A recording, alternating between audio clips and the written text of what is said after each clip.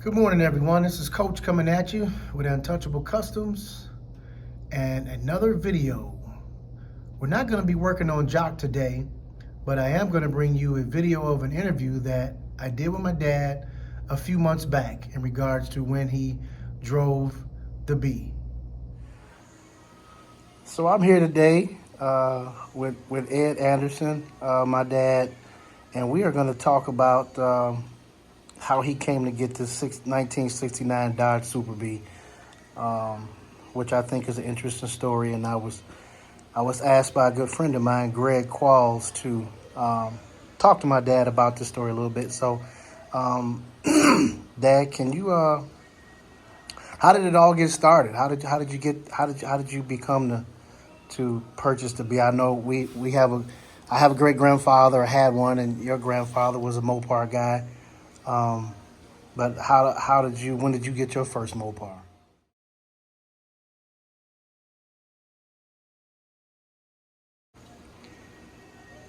Well, I actually was turned on to him or made aware that it was even for sale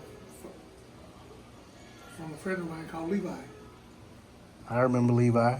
Levi, Levi had a satellite.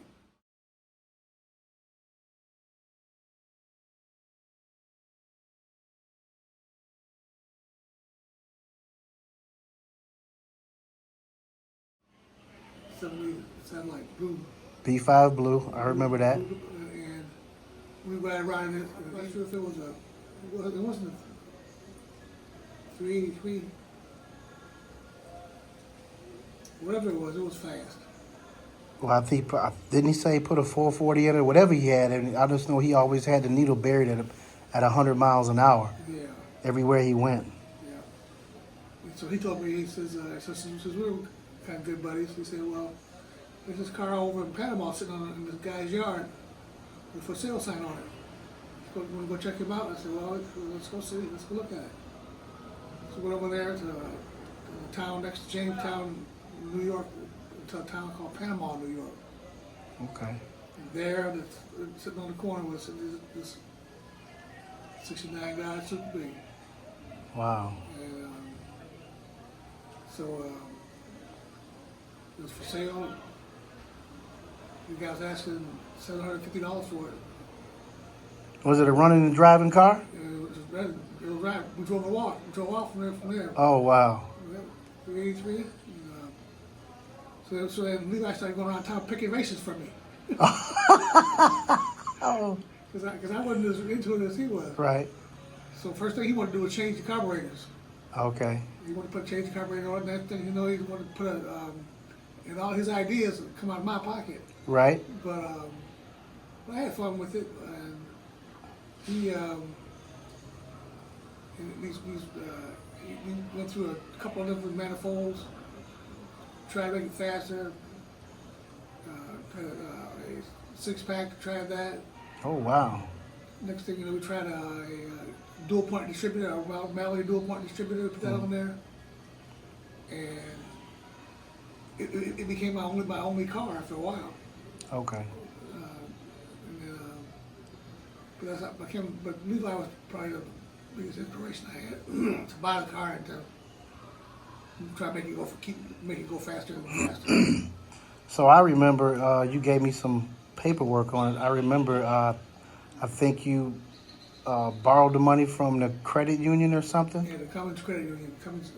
I worked for a Cummins Engine Company at that time in Lakewood, New York. Okay. Or most people know Jamestown, New York as the bigger town on Chautauqua Lake. And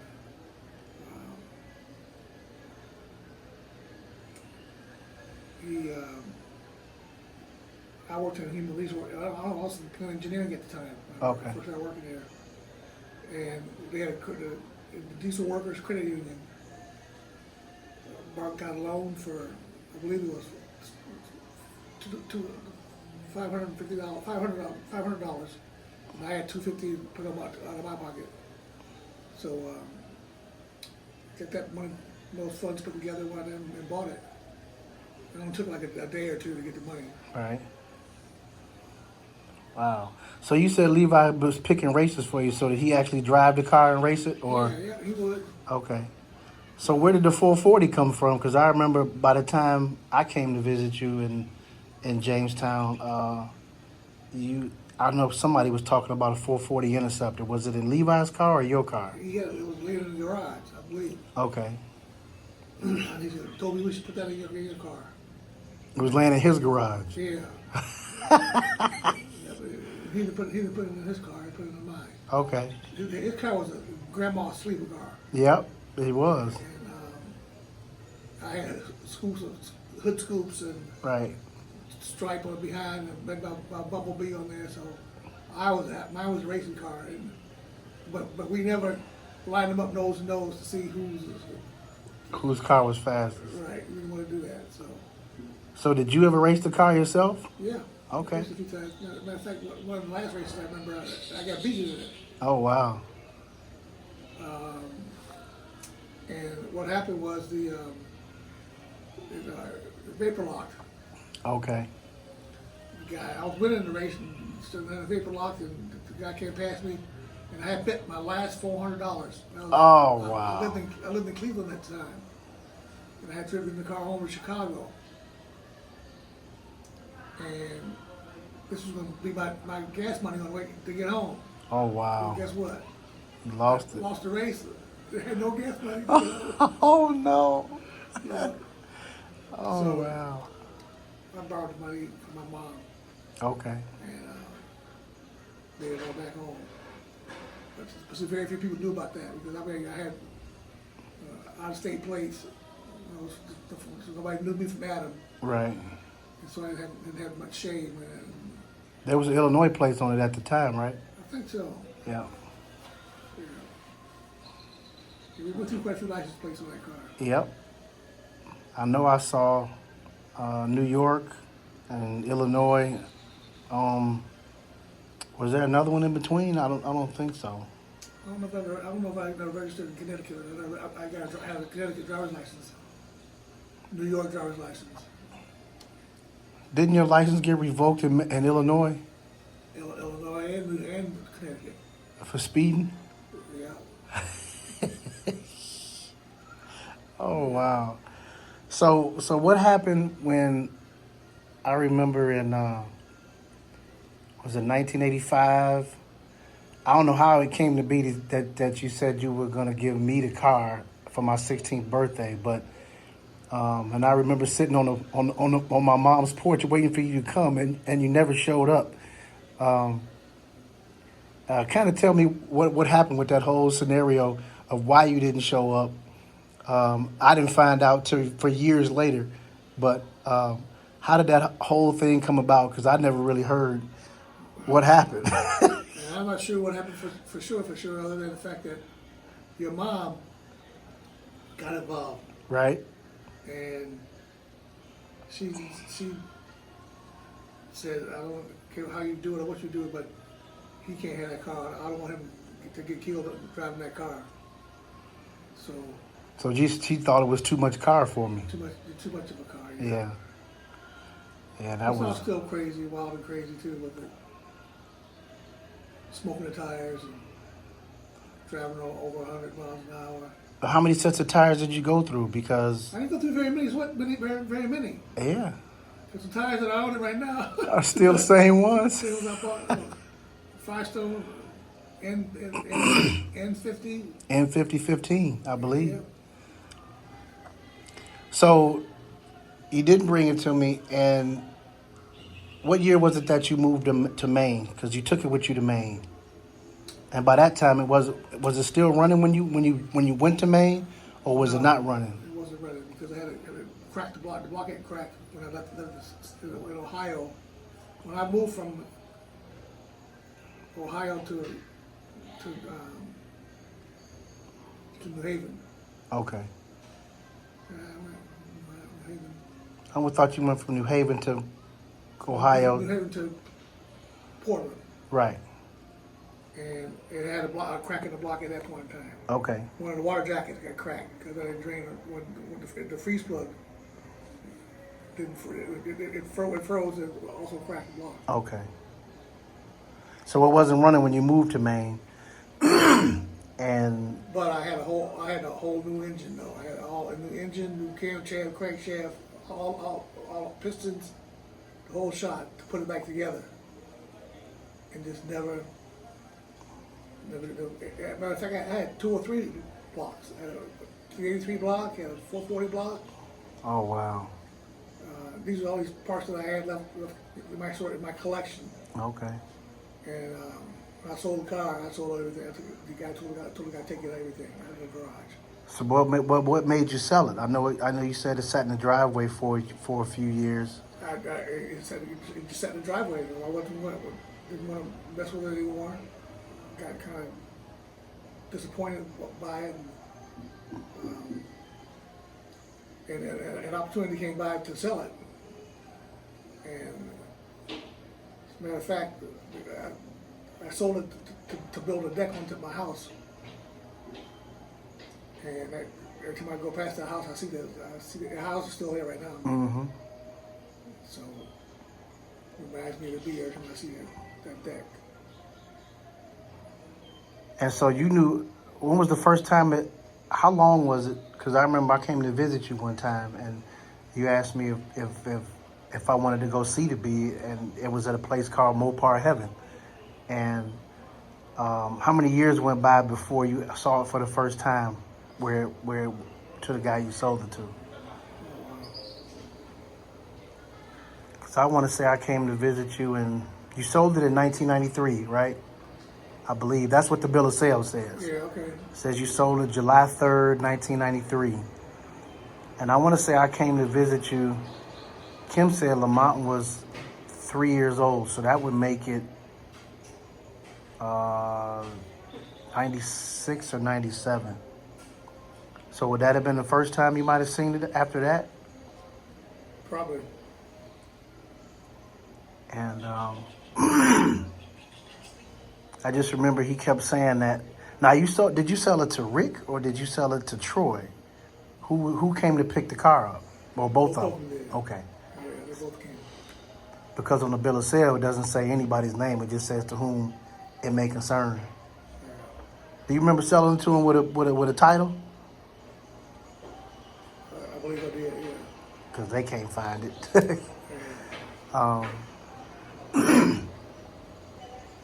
So I can't remember what year it was. I think it was 2012. No, 2010. You remember what year it was I started asking him, could I buy it back? Asking Rick. Yeah. I want to say it was around 2009, 2010.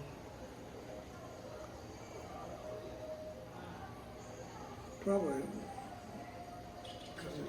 When did you end up actually buying it? 2017. So it was probably around 2000. Well, I bought JR in April of 2012, and that was only because the B wasn't for sale. But I think I started asking him around 2009 to 2010. Yeah. But so do you remember how many races you may have won versus how many you lost? Oh, I won a lot more. I probably won 3 or 4 times as many races that I lost. I only lost very few. Okay. See, because I was racing against people that didn't know their engines. Oh. Everybody thought I had a 383. Right, because that's what it because said. of the hood scoops. Yeah. But it really was a 440. Okay. So, Okay. unless you were able to look at the engines and tell which one was which, you wouldn't know. Right. Now, I also remember seeing a bunch of receipts in there. You said you went through some transmissions? Every time I went through a transmission, like every like butter. Hmm. That 440 was just terrible. The torque flights wasn't very strong at that point. Wow. Okay.